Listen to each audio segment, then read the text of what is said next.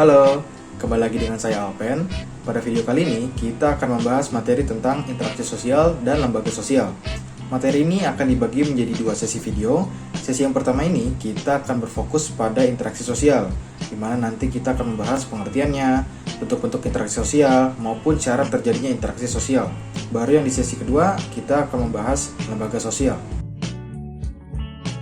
Hal yang harus kita ketahui terlebih dahulu adalah bahwa manusia itu disebut sebagai makhluk sosial, dan juga karena manusia itu memiliki naluri untuk selalu hidup dengan orang lain.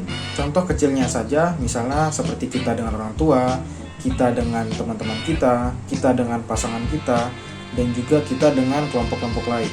Contoh lainnya misalnya seperti nasi yang kita makan selama ini, itu adalah hasil kerja keras dari para petani. Dan juga rumah yang kita tempati sekarang ini, itu merupakan hasil dari kerja keras dari para pekerja bangunan. Maka dari itu, manusia akan selalu bergantung satu sama lain dengan manusia lainnya. Nah, dari situ kita dapat ketahui bahwa manusia itu harus berinteraksi ke sesama manusia lainnya. Bertemunya seseorang dengan orang lain atau kelompok, kemudian mereka saling berbicara, bekerja sama, bahkan mempunyai tujuan yang sama. Nah, dari situ dapat dikatakan bahwa itu semua adalah proses interaksi sosial. Interaksi sosial itu dapat berupa hubungan antar individu dengan individu, individu dengan kelompok, bahkan kelompok dengan kelompok. Dalam interaksi sosial, hubungan yang dilakukan antar sesama manusia itu harus dilakukan secara timbal balik oleh kedua belah pihak. Jadi kedua pihak tersebut saling merespon satu sama lain. Jadi misalnya jika ada yang bertanya, yang lainnya akan menjawab. Jika ada yang meminta bantuan, yang lainnya akan membantu. Manusia melakukan interaksi sosial dalam kehidupannya untuk memenuhi kebutuhan pokok, misalnya seperti sandang, pangan, maupun papan. Bisa juga untuk kebutuhan dan ketertiban, bisa juga kebutuhan untuk pendidikan dan kesehatan, bahkan kebutuhan akan kasih sayang. Proses interaksi sosial akan terus terjadi antara kedua belah pihak yang melakukan interaksi ketika mereka melakukan kontak sosial atau komunikasi. Kontak sosial dan komunikasi merupakan syarat utama dan yang terpenting dari terjadinya interaksi sosial. Tanpa adanya kedua syarat itu, seperti kontak sosial maupun komunikasi, interaksi sosial itu tidak akan terjadi. Nah, sekarang saya akan menyebutkan bentuk-bentuk dari interaksi sosial.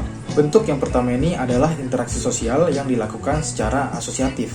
Proses ini terjadi apabila seseorang maupun sekelompok orang melakukan interaksi sosial yang mengarah kepada kesatuan pandangan.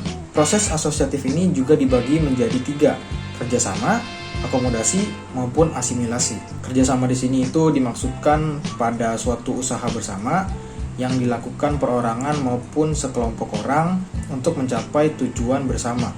Contoh kecilnya misalnya seperti gotong royong.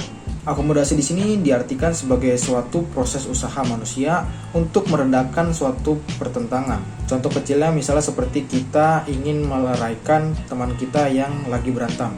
Jadi asimilasi di sini adalah cara kita bersikap maupun bertingkah laku dalam menghadapi suatu perbedaan untuk mencapai suatu kesatuan dalam pemikiran maupun tindakan. Nah, kalau tadi ada interaksi sosial yang dilakukan secara asosiatif, justru sekarang ada interaksi sosial yang dilakukan secara disosiatif. Kompetisi merupakan suatu proses individu atau kelompok yang sedang bersaing untuk mencari keuntungan pada bidang-bidang tertentu, gelar juara, piala, maupun hadiah. Untuk mendapatkan itu semua, seseorang maupun kelompok harus bersaing satu dengan yang lainnya. Kontravensi ini ditandai pada gejala-gejala adanya ketidakpastian mengenai diri seseorang dan perasaan yang disembunyikan terhadap seseorang maupun kelompok. Contoh kecilnya misalnya seperti di sekolah, kita sebagai siswa yang laki-laki itu tidak suka akan peraturan sekolah di mana tidak boleh rambut panjang. Nah, itu kan ada perasaan tidak suka yang disembunyikan. Karena tidak mungkin juga kan kita menyampaikan ketidaksukaan kita pada peraturan guru ataupun peraturan sekolah. Karena itu adalah hal yang wajib untuk dilakukan semua siswa.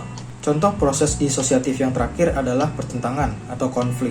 Pertentangan atau konflik ini adalah suatu proses di mana individu maupun kelompok itu memenuhi tujuan